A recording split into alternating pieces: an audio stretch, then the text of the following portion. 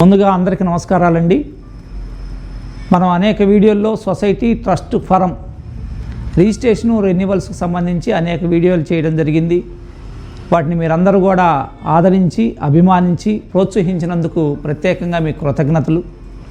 మీకు అవసరమైనటువంటి ప్రతి సమస్య మీద వీడియో చేసి మీకు తెలియజేస్తున్నందుకు నేను ఎంతో సంతోషిస్తున్నాను.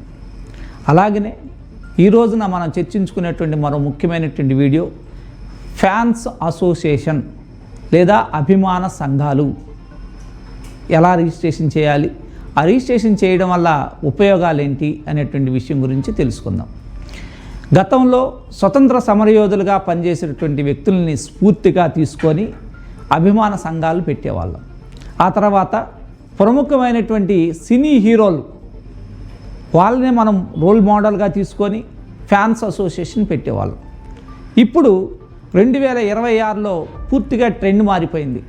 వాళ్ళే హీరోలు కాదు, మన ప్రాంతంలో ఉన్న మన తల్లిదండ్రులు, మన ప్రాంతంలో ఉన్నటువంటి మన ఉపాధ్యాయులు, మన ప్రాంతంలో ఉన్నటువంటి మన రాజకీయ నాయకులు కూడా అభిమాన నాయకులుగా మారిపోవడం అనేటువంటి జరిగింది.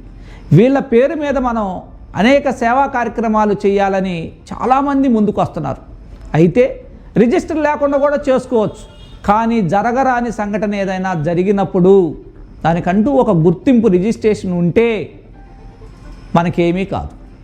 అలాగనే మనం తీసుకున్నటువంటి డబ్బు లేదా మనం చేస్తున్నటువంటి ఖర్చుకి పారదర్శకత కావాలి అంటే తప్పనిసరిగా రిజిస్ట్రేషన్ కావాలి.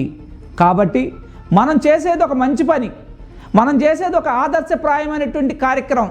ఈ కార్యక్రమానికి ఆటంకాలు ఏమీ కలగకుండా ఉండాలి అంటే మనం నమ్మి మనం ఆదర్శంగా తీసుకున్నటువంటి నాయకుడికి కూడా చెడ్డ పేరు రాకుండా ఉండాలంటే ఫ్యాన్స్ అసోసియేషన్ని రిజిస్ట్రేషన్ చేసుకోవడం లేదా అభిమాన సంఘాలను రిజిస్ట్రేషన్ చేసుకోవడం ఎంతైనా అవసరం.